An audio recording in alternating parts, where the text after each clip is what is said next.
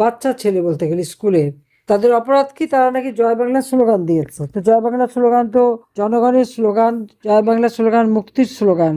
এই স্লোগান দিয়ে তো লাখো শহীদ বুকের রক্ত দিয়ে এই দেশ স্বাধীন করেছে, স্বাধীন করেছে বলেই তো আজকে তারা ক্ষমতা আসতে পেরেছে। তাহলে অপরাধটা তারা কি করলো? বিনা দোষে তাদের উপর অকথ্য অত্যাচার, নির্যাতন।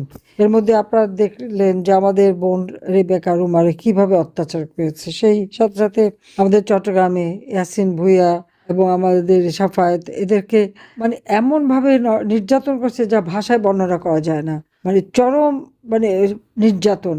এরা এই নির্যাতন করে কি ভেবেছে আওয়ামী লীগকে একেবারে শেষ করে দেবে? আওয়ামী লীগের নাম মুছে ফেলবে? মুক্তিযুদ্ধের স্মৃতি মুছে ফেলবে? পারবে না, কোনোদিন পারবে না। তাদের যারা মুরব্বী ছিল সেই পাকিস্তানি হানাদার বাহিনীও পারেনি, এরাও পারবে না। তবে এবারে যে অত্যাচার নির্যাতনের কাহিনী সারা বাংলাদেশের গ্রামে গঞ্জে পর্যন্ত, কত মায়ের কোল তারা খালি করেছে, কত বোন বিধবা হয়েছে, কত নির্যাতন তারা করে যাচ্ছে। তার দেশকে কি দিতে পারছে? দেশকে তো কিছু দেয়নি, শুধু লাশ আর লাশ, লাশই দিতে পারছে, লাশের ছাড়া আর কিছু তারা দিতে পারেনি। এটাই হচ্ছে দুর্ভাগ্যের বিষয়। একদিকে ওদের নির্যাতনে মানুষ মারা যাচ্ছে, নির্যাতিত হচ্ছে, ঘরবাড়ি হারা, মানে অর্থনৈতিকভাবে পঙ্গু করে দিচ্ছে।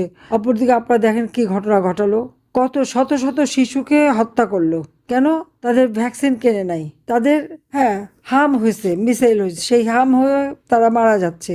হ্যাঁ, সরকারি হিসেবে 300 বলছে, আমার কাছে হিসাব আছে প্রায় 1300-র মতো শিশু সারা বাংলাদেশে মারা গেছে, যারা হাসপাতালে যেতে পারেনি, চিকিৎসা নিতে পারেনি। তাদের নাম ঠিকানার কোনো হিসাবই তো নাই। ইউনিসেফের সাথে আমাদের চুক্তি ছিল, গাভি তাদের সাথে চুক্তি ছিল, এবং সেই চুক্তিটা রিনিউ করার জন্য তারা চিঠি দিয়েছে 10ই ফেব্রুয়ারি, এবং বলে দিয়েছে যে এর মধ্যে এই হামের টিকাগুলি সব কিনতে হবে, টিকাগুলি দিতে হবে, নইলে কিন্তু অনেক ক্ষতি হয়ে যাবে। ইউনিসেফের এটা পছন্দ হয়নি। তাদের, এরা ওখানে যদি কিনতে যায় তাহলে কমিশন খাইতে পারবে না, টাকা চুরি করতে পারবে না। সেই জন্য টেন্ডার দিয়ে এই ভ্যাকসিন কেনার জন্য নাকি সে সিদ্ধান্ত নিয়েছে। কি অদ্ভুত কথা! মানে এই লোকটা এত একটা নোংরা লোক যে এতগুলি মানুষ মারা গেল, এতগুলি শিশু মারা গেল, তাদের কোনো দায় দায়িত্ব নাই। কিন্তু কই আওয়ামী লীগ আমলে তো এটা হয়নি। আমরা তো প্রত্যেকটা শিশুর যা যা দরকার সমস্ত টিকাগুলি সময় মতো দিতাম। শিশু জন্মের সাথে সাথে যে ডিফথেরিয়া, টিটিনাস, হুইপিং কফ, হেপাটাইটিস বি, তারপরে তাদের যে মেনিনজাইটিস যাতে না হয়, যক্ষা যাতে না হয়, এই সমস্ত টিকাগুলি তো আমরা সময় মতো দিতাম। তারপরেও আবার আমরা তাদেরকে এই মানে মায়েদের জন্য অনেক সময় জন্মান্ধ হয়, তো মার জন্য এই যে রুবেলা যে ইঞ্জেকশন, চিকিৎসা দেওয়া, সেটা আমরা দিতাম, যার ফলে আর জন্মান্ধ হতো না। মানুষকে বাঁচানো সেইভাবে আমরা ব্যবস্থা করেছি। নিউমোনিয়া যাতে না হয়, ক্যান্সার যাতে না হয়, অনেক মেয়েদের জ্বরেও ক্যান্সার হয়, সেটা যাতে না হয় তার জন্য আমরা আলাদা ভ্যাকসিন দিছি। প্রত্যেকটা ক্ষেত্রে প্রতি বছর আমরা এই নতুন নতুন যে চিকিৎসা বেরিয়েছে সেটা দিছি। কোভিডের সময় বিনামূল্যে আমরা ভ্যাকসিন দিলাম। অনেক ধনী দেশও তো দিতে পারেনি, কিন্তু আমরা তো দিয়েছি, বিনা পয়সায় ভ্যাকসিন দিয়েছি। কোভিড চলাকালীন সময়ে শিশুদের টিকা, এবং বছরে 2-3 বার তাদেরকে ভিটামিন এ ক্যাপসুল খাওয়ানো, যাতে তাদের কোনো রকম শারীরিক অসুস্থতা না হয়, সেই জন্য সেই ব্যবস্থা আমরা করেছি। অথচ সেই 2024-25 সালের যে বাজেট, আমি সেই বাজেটে 41,000 কোটি টাকা রেখে এসেছিলাম, কিন্তু ইউনূস তা কেনে নাই। ইউনূস আর তার স্বাস্থ্য উপদেষ্টা ওই যে নূরজাহান বেগম, দুইটা মিলে সব টাকা পয়সা চুরি করে খেয়ে গেছে, আর সমস্ত শিশুদের হত্যা করেছে। এই শিশু হত্যার দায় তাকে নিতে হবে, ওই তার নূরজাহানকে নিতে হবে।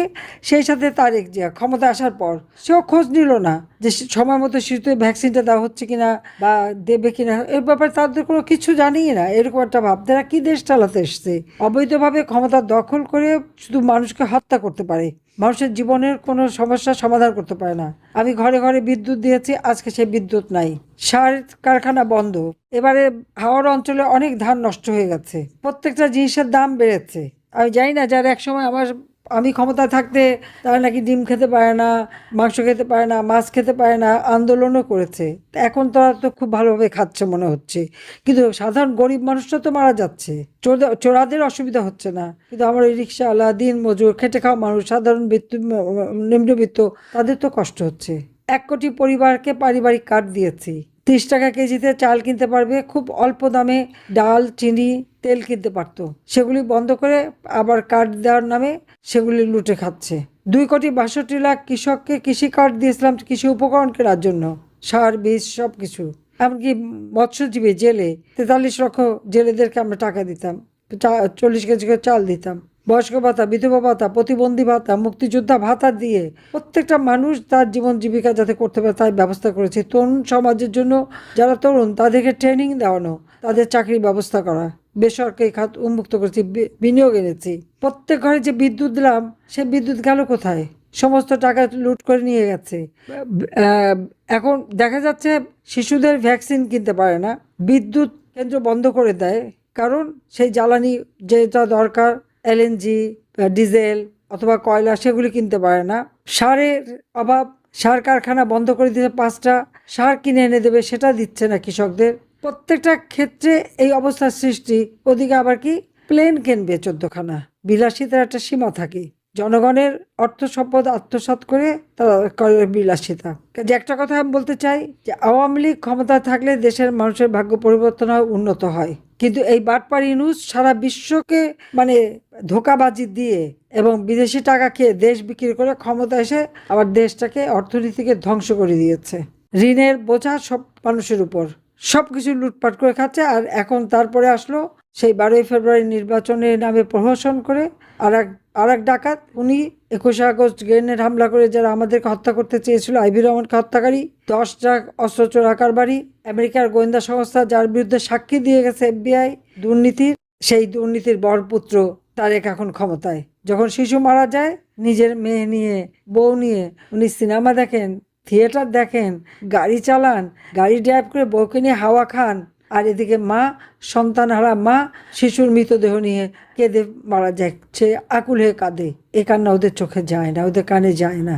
আজকে যে আমাদের আপনাদের সাথে আজকে যাদের কথা বললাম, এই যে অত্যাচার নির্যাতনটা তারা করলো, ওদের মধ্যে যদি এতটুকু মনুষ্যত্ববোধ থাকতো এই নির্যাতন করতে পারতো না। তবে আমার একটা বিশ্বাস আছে আল্লাহর উপর, কারণ প্রত্যেকবার আমার উপরে হামলা হয়েছে, আমি বেঁচে গেছি। বেঁচে যাওয়ার পরে আমি কিন্তু কাজ করেছি। আমার মা, বাবা, আমার 3টে ভাই, আমার 2 ভাই বউ, আমার চাচা, আমার ফুপা, আমার আত্মীয়স্বজন যাদেরকে হত্যা করেছে, কারো বিচার হবে না, ইনডেমনিটি দিয়েছিল, দায় মুক্তি। কিন্তু আল্লাহ আমাকে সেই শক্তি দিয়েছিল, জনগণ আমাকে সেই শক্তি দিয়েছিল, আমি সেই বিচার করেছি। এখন আবার যারা এই হত্যাকাণ্ড চালাচ্ছে, অগ্নিসন্ত্রাস করেছে, তাদেরকে দায় মুক্তি দিয়েছে। কিন্তু এই দায় মুক্তি থাকবে না, একদিন সমস্ত বিচার হবে। আবার প্রত্যেকটা নেতা কর্মীর গায়ে যারা হাত দিয়েছে, আমি একটা একটা করে উকুনের মতো বেছে বেছে তাদের শাস্তি দেওয়াবো। আমি শুধু বলবো সবাই মনে সাহস রাখেন, শক্তি রাখেন, এবং সেই সুযোগ আল্লাহ আমাকে দেবে, এটা আমার আল্লাহর উপরে দৃঢ় বিশ্বাস। নইলে আমি বেঁচে থাকতাম না। আমরা 2 বোন মাত্র আধা ঘন্টার জন্য আমরা বেঁচে গিয়েছিলাম। তো এই যে মায়ের কান্না, মায়ের কোল খালি করা, এই যে নির্যাতন, এর প্রতিকার একদিন বাংলার মাটিতে হবে, এটা আমার বিশ্বাস। শুধু এখন ধৈর্য ধরে থাকেন, দেখবেন এদের দিন শেষ হয়ে যাচ্ছে।